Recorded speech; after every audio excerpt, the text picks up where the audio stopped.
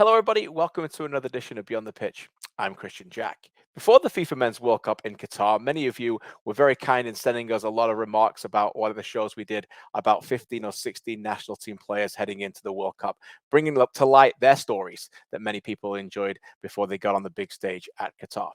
One of those that we did not speak to was Joel Waterman, who's obviously a trailblazer within the Canadian Premier League. Drafted in the first ever CPL U Sports draft back in 2018, Joel played for Cavalry and was a mainstay on that team in the first year before moving to MLS team CF Montreal and now becoming a star defender alongside Alistair Johnston and Kamal Miller, amongst others, in the 2022 season. Joel then got his big break at the Canadian men's national team camp in Bahrain when Daniil Henry was injured in the warm-up, and Joel talks about this on this very episode. He then finds out the next day what it was like to get picked for the World Cup. Joel Waterman joins me to talk about this, his meteoric rise towards the CPL and then obviously to the MLS, how things have not always come easy for Joel, and how now maybe he may even be moving on to Europe. He talks about how magical it was to play for Canada and obviously make it to the Men's World Cup and after a great season as well with CF Montreal. Joel is a special character. He's a fantastic representative of what this Canadian soccer dream is like as we continue to build this culture in the sport, and really the first real trailblazer who's continued to make that pathway from the Canadian Premier League to MLS and then obviously to the World Cup and beyond. He will play in Europe. I'm completely sure of it. So less of me, more of him.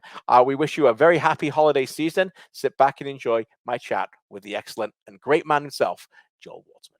Joel, pleasure to chat with you. Thanks so much for spending some time. I know it's your downtime, so we really appreciate you spending that with us. Lots of places to go. I want to talk about your journey, the draft this week as well that's happening. But just coming back from Qatar, I know we were both there, but you were there in a far more important capacity than I was. How was your experience? No, it was incredible. Being there, being on the world stage, seeing the stadiums, the fans, being a part of that brotherhood that you guys all know about. It was an amazing experience. Having my family there with me too was incredible. Obviously, wish it went a bit different in terms of results, but I think we showed that we're not far from those bigger teams, and especially looking at a game against Belgium, I think little moments in those games that go a different way, we might get out of the group, but overall, an amazing experience for me personally and the squad. I remember, I always refer to this, but I remember Del Bosque when he was coaching Spain when they won the World Cup. And a lot of coaches have already said this, but they say that not everybody will play, but everybody plays a massive part, right? Like you're there, you're in it the entire time. And obviously, you didn't get to play, but you played an enormous part. How much was your role explained to you about how important it was? How big of a role did you feel, even though you didn't get on the pitch? Yeah, it was very clear. Obviously, when you go to that world stage, you want to play, you want to help the team out in that capacity, but it was very clear what my role was going to be when I got chosen. John was very honest with me. Jason was very honest with me on my role and anything that could happen in case an injury or a player went down. I knew who the back three would be in my scenario, guys that have been through, the whole journey. So just me being there, seeing those guys get their opportunity on the world stage, was enough for me. And I know I'll have my chance hopefully in 26 if it comes around. But my role was very clear to me from the very beginning. And as a player, that's all we can ask, just transparency and honesty. And they were very clear from the very beginning. So I felt still a part of it. They make everyone feel, that their job is to help the team in any capacity that they can, whether or not they play or not. So just being there and being a part of it was incredible. And obviously being a part of it, playing a big role in training against the best 11. No, I mean, I'm sure you're going up against Davies and Laren and David regularly. What was that like? I'm sure even though you didn't play, you came away from that camp better. Better, absolutely. And for me, that's always been my message and kind of what my journey tells us about it, just always getting better and adapting to the next level. So when you go against, Fonzie, Jonathan David, Tejan in training, you're only going to get better. So I felt more comfortable as the camp went on. John and I had a good conversation, and they could tell that I was just getting more and more comfortable each and every day. So it takes a while to adapt into a different culture and a different team and how detailed the national team is. So for me, I felt comfortable by the end of it. And now we have another 3.5 years here to go until the next World Cup. So we're just going to keep getting better and better. We're thrilled that you're part of it. Now, I want to talk to you about that Bahrain game. So we're doing the broadcast. We get the note Daniil Henry's hurt in the warm-ups, and then suddenly we find out you're playing. And obviously, us with the CPL are beyond excited and ecstatic. So what was that moment like? And I guess the second part of the question, if you don't mind extending the story, was when did you actually find out that you were going to get that World Cup spot? Yeah, so the brain game was an interesting one. I was actually supposed to go on in that game. Daniil, I think, was only going to get 50, 55 minutes. So I was already prepared to come in the second half. I found out basically 10 minutes before the game started, so I had to jump into possession there and help the guys out. But I just look back at kind of my journey, and my first ever debut was against Saprissa in the Champions League with Montreal when Rudy Camacho went down. So I've had a lot of those opportunities in my career. I don't think everything's gone smoothly. I haven't been, that guy you're starting and that can prepare for it. I think it's just you got to stay ready. And as a pro, I've always tried to practice that. So obviously the conditions and everything played a part in that too. But just having my debut in that moment was incredible. Just how far I've come in my journey. And then when I actually found out about the World Cup squad was actually the next day. John called me into his hotel room with Jason, and they kind of told me the news there. So very emotional. It was more of a shock to me more than anything. I remember tears, and I remember calling my parents and tears on their end and seeing how much they sacrificed to get there as well. So that moment I'll always remember for the rest of my life. Yeah, very well deserved. You're right about this. I thought about the Saprissa. I did that game as well, and I remember that moment. I think we chatted before it, on the pitch in Montreal as well in that leg. So sometimes those challenges can obviously lead to positivity, my friend. And obviously that's what it is. As you said, not everybody gets that gift, but what a moment. So what happens then for you in terms of logistically? Families suddenly are coming out. They weren't sure whether they were coming out. How does that work? And how does Canada Soccer play a role in taking that off your hands? Because you've got enough to think about as a player. Yeah, no, to be honest, it was a bit of a stressful week. We were preparing for it beforehand, just in case. So my mom was on top of things, and Canada Soccer was on top of things in case I were to get chosen. Because going to Brain, some of us didn't know if we were going to make it or not. So they prepared, and flights were booked. Apartments were all sorted out. So it all happened pretty naturally in that week. But when my parents found out, they had basically 6-7 days to pack up all their things and fly 14 hours across the world to come watch me play in a World Cup. So for them, if you ask them, I'm sure it was way more stressful for them than myself. But Canada Soccer took care of everything. They were great with getting families there and making sure they were all taken care of. So just a whirlwind of a time, and then the World Cup happened over a 2.5 week span there. So I think my parents are kind of glad to be home and just kind of decompress and relax a little bit now. But it was such a whirlwind. It's part of my career, part of how I live my life. I love things that aren't really planned. I kind of just roll with the punches and see what happens. Well, that's a great way to be, and certainly that's the gift that's been handed to you so far. Let's talk about your journey, Joel. Obviously, BC boy, you're joining us from there right now before the holidays. I want to get to actually with the new Vancouver CPL team coming to the Langley, Surrey area. I think you're a great person to ask. I want to get to that with you as well. But how old were you when you genuinely thought that you might have a chance at this? Obviously played as a kid right from the start, but when was it that moment? When was it a certain age? Was it a certain club where you thought this might be able to work for me? Yeah, probably crazy enough. It was probably when I was 20 years old when I went to the Kitsap Pumas in the PDL, Right. a club that I didn't expect to be at. I went to go try out for the PDL team. And then on the first day, the coach basically said, "You're on the team." I had a really good tryout, really good day, and he kind of gave me that spot.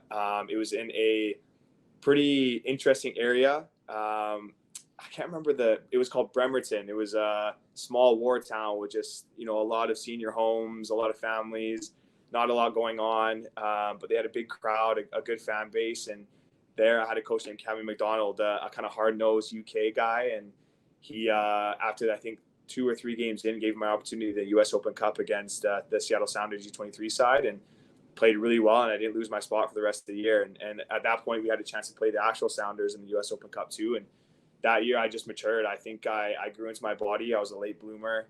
And he just told me, what it takes to be a pro, what it takes to be a man. And I think at 20 years old, I just started to sharpen up and went back to Trinity Western to finish my last couple of years and did really well there and brought them to a fourth place finish in the national championship. And it was just an incredible time for me at that age. And I had a lot of time just to focus on football. I was away from my family. Not a lot of fun things to do around in that city. So I focused on football, and I think that was the best thing for me at that time. Joel, you talk about Trinity Western. Let's talk about the draft. So the draft goes this week at the CPL. Your story is really special and unique, and this is why it's great to talk to you. November 2018, you get drafted in the Canadian Premier League.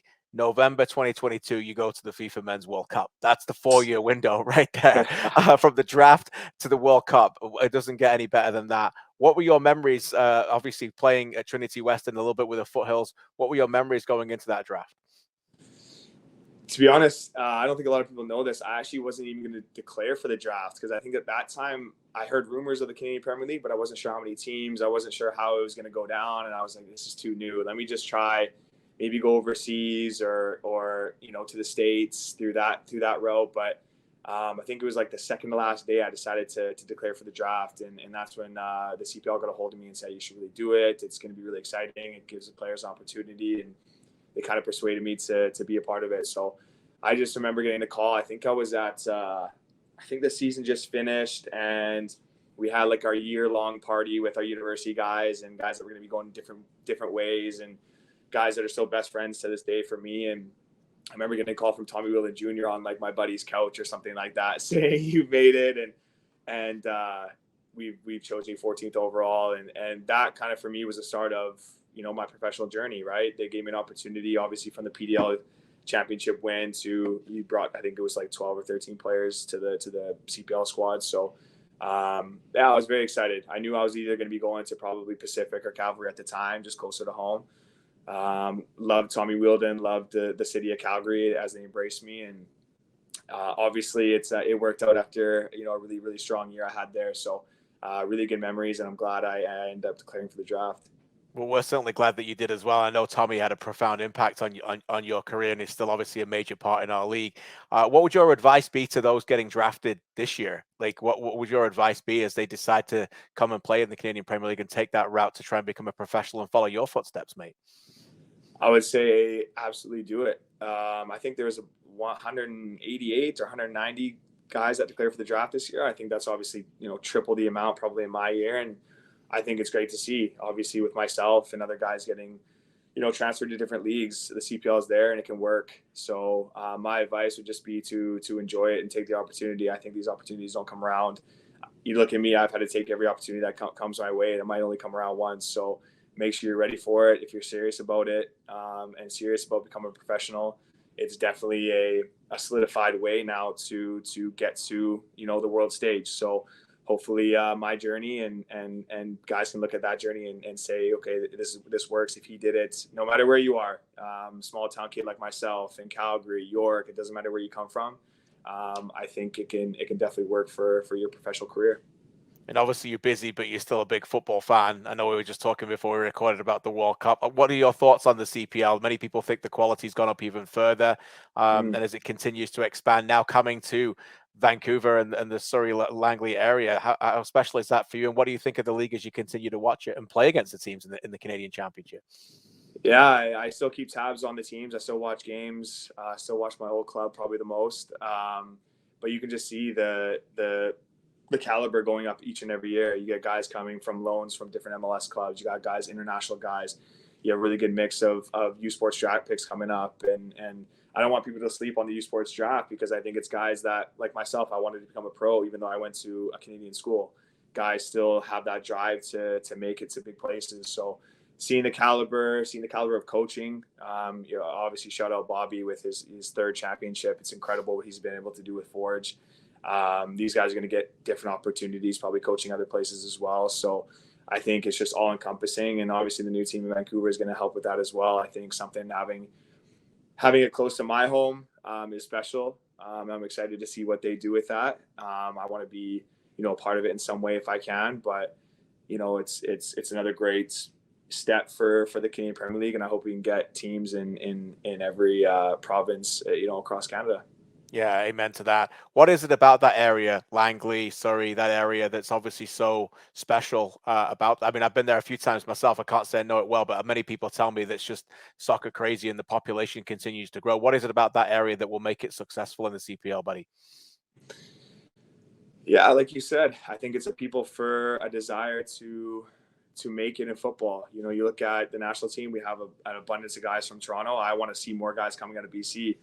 So hopefully I can represent them well and say, okay, you can if you make it from BC. Obviously, BC was huge when I was growing up too. So it's just, yeah, a place where people just love the game. And I hope that we can represent more BC kids on the world stage. And I think it's a great place to have it. I think it's going to be the Langley Event Center area around there. So Yep.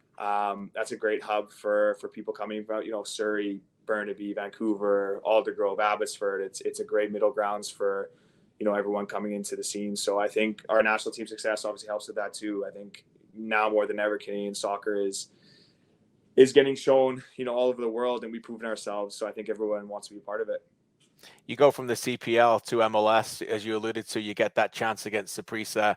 And then honestly, just watching you this year blossom has been an absolute joy. How have you felt that you have got better this year? And has it just been made mainly the fact that you just had repetitions, just playing with similar guys and playing regularly, and that it's just allowed you to go to another level? Yeah, I think it's a lot of factors. I think that for sure was the biggest one. Just the opportunity, you know, allowing me to get the mistakes out and to learn from them and to get better every single game. You know, I thought the system fit me really, really well. Will was an amazing coach with me. He was patient with me. You know, our assistant coach Kwame, he was amazing too. Laurent Simon has been my biggest, you know, supporter, and he's given me, you know, so much confidence. Well, I watched him at LAFC actually when I was still in university. So I look at him, and we were kind of similar players, good on the ball. So I think just it was a bunch of factors that kind of encompassed me getting better this year. And it's obviously my hard work too. I think I put in the work. I watch video basically every single day on how I need to get better, and I want to become a better pro. I want to mature. I think maturity is the best word to say how my game has gotten better. But I just want to, you know, like you said, I want to keep getting better every year. And I think this year coming up is going to be another amazing year. Yeah, I hope, no doubt about that. When you talk about video, what do you mean? Like, what do you watch? Do you watch just you? Do you watch other teams, other players? Take our viewers and listeners into that a little bit, how you get better from that. Yeah, it's both. A lot of it is my own personal clips. You know, mainly on the defensive side. That's the side I really wanted to improve on. I was a center mid before, right? So defending was kind of not really my thing. You know, ask anyone at university, I didn't defend much. So just that side of the ball was huge. It's all individual stuff. Positioning was probably the biggest one.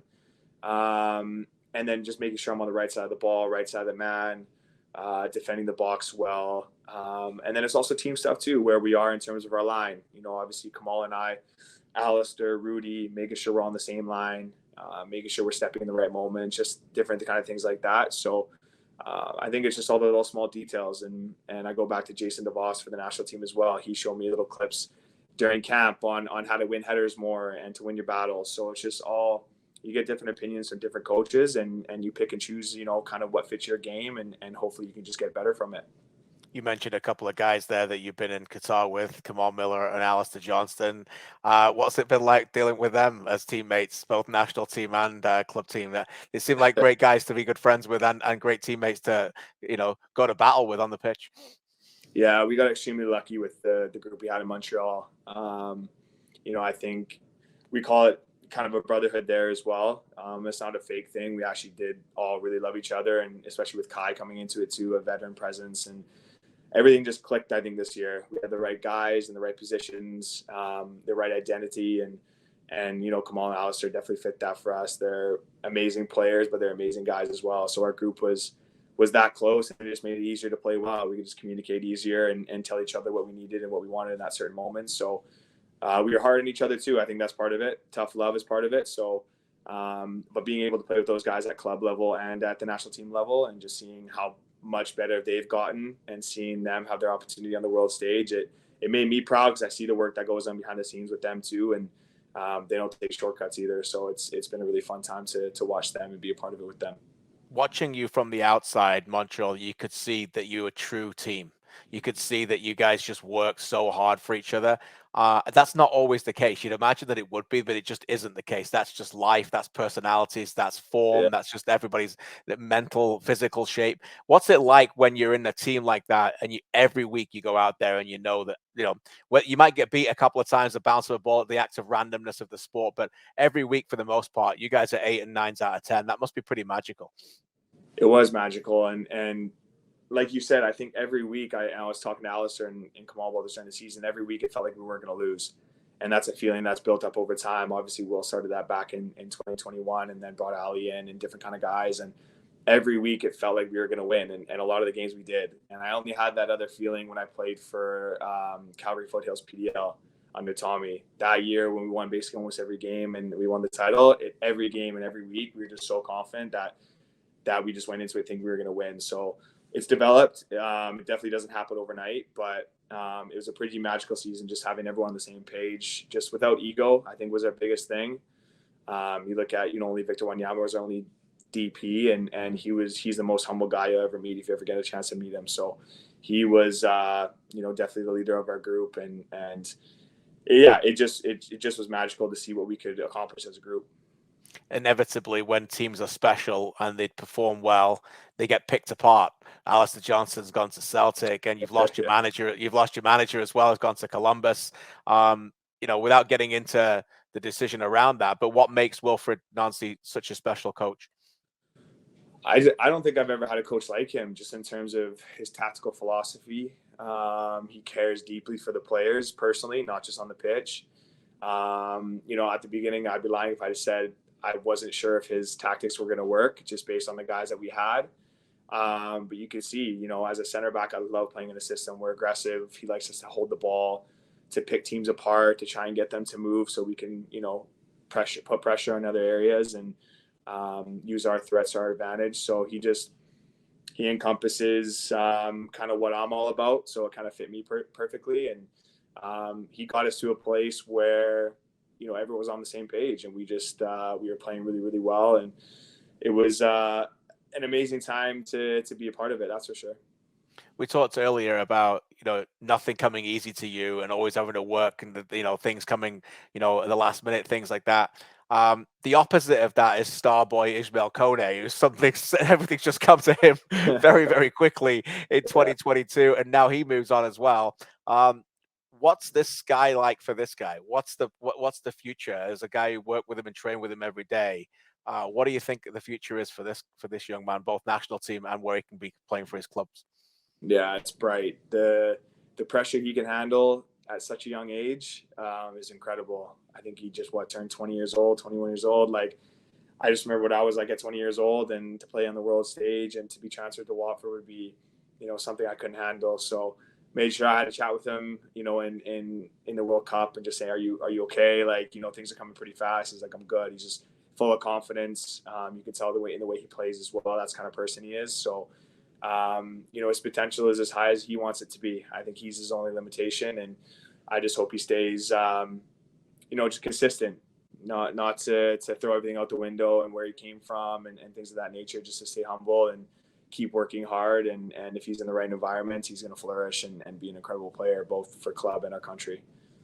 Couple more with you, Joel, and again, thanks so much for your time. What about your future, mate? Obviously, we've seen the rumors, some of the links to Europe, and what are you thinking now? Obviously, going back to Montreal, you'd be a massive part of that, whoever's coaching again. But when you hear names and you hear rumblings, and I'm sure your agent's calling, what's that like at this moment for a player? As I said, that a lot of success has come very quickly to you over the last couple of years. Yeah, it's fun. I think you forget as you chase this dream and you actually make it, the business side is a very important side of it too, right? And when you have a lot of success during a year and then you make the World Cup squad and different things can start happening and different teams can start calling, right? So right now, I still have another year left on my contract. I'm with Montreal. So right now I'm focused on that. I'm not really sure what the future holds for me after that, but I would love to try and go overseas. I'm 26, turning 27 in January. Would love to play overseas somewhere and to get that experience, as I think it'll help me personally in my development. And then it's also just a different experience, maybe in a higher league or something of that nature. So right now I still have 1 more year left on my deal, so I'm focused on that. But I'd be lying if I said I didn't want to try and go overseas and do something over there.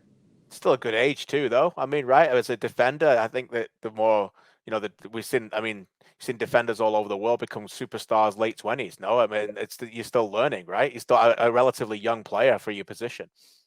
Yeah, I was talking to Jason DeVos about that. He said he didn't really figure out whether or not he was a good center back until he was about 31. So I said I still got 5 years until that happens. So I'm just waiting for that time, because sometimes you can get in your own head a little bit and say that imposter syndrome kind of thing. And am I really supposed to be here? Can I play at this level? And yeah, I'm just going to keep learning and maturing. And I know my ceiling is super, super high, and I haven't even come close to it. So if that's what I decide to do, and that's most beneficial for myself and on the business side as well, then I'll do it. Obviously, the business side is always a factor, but the international side is got to be important as well, I would imagine. I mean, we know John Herdman, he's not the only one who speaks about this, but the need to go and push yourself to go to another league, that's what he wants to trust. You see, some of these countries, even Morocco and your group, and how many people, these top players are playing in top leagues. I'd imagine that would help your status as an international player to get more caps, no? Absolutely. And that's definitely part of the decision I'll make when that comes. I think he'll be the first person I'll text and say, hey, is this league and this team, good enough and what you want? Because at the end of the day, I want to play for both club and country. And like you said, push myself. And you see these guys, Tejan Fonzie playing for Club Bruges and Bayern Munich, some of the top teams in the world, right? So Jonathan David's, linked to the EPL. I want to be one of those guys that play in the highest league. Like Ali just transferred there too. These are all amazing moves that they know that'll keep them in the international system for a long time and kind of solidify their spot for the next World Cup. Last one for you, Joel, is what was the message to the group when you departed Qatar? And obviously with the football calendar coming up, there's always things to target. No Nations League and Gold Cup, and then whoever knows after that. What were the targets put on your head by the coaching staff for the next few months and further beyond that with the national team? Yeah, I think it's just to keep growing. I think when you think about it, 3.5 years isn't that long of a time to prepare for another World Cup. And this time we're hosting, so it's going to be an amazing experience there. But to get more competitive games, I think that's our biggest thing. And now I think we've shown that we're capable of playing the likes of, like we said, Belgium, Croatia, Japan, all these games. And I think we're going to get better competition. Guys are going to get older and more experienced. And like you said, it all builds into guys playing in better leagues. Now we got Ali going to Celtic, Ismail, Watford. These guys are just going to get better and better and better. So I think growing and maturing is the biggest thing for us, learning from this experience. We still didn't win a game. And for me, and I know for John and all the guys, we want to win. We're competitors first. So it's making sure that we take the necessary steps to get there. And yeah, it's all about for us, at least now, resting and then going at it again, because these games come fast and furious starting in March. So we want to make sure that we play well in these cups coming up and these different competitions and really give ourselves a chance to do really, really well at the next World Cup. Well, first and foremost, get some rest. You deserve it. It's been a long year for you, and enjoy the holidays with your family, my friend. You talk about taking the necessary steps. You've taken steps unlike anybody else. You're a true Canadian Premier League trailblazer, and honestly, from the heart, I couldn't wish for a better person to be that way, to represent our league and to continue the journey that you've been on and then go to MLS. That's what football culture is all about. That's what's been happening in countries all around the world, and finally, we got it here in our own men's professional league again. So, again, I know it's been a busy time, so I can't thank you enough for the time that you spent with us today. Absolutely. Thank you so much.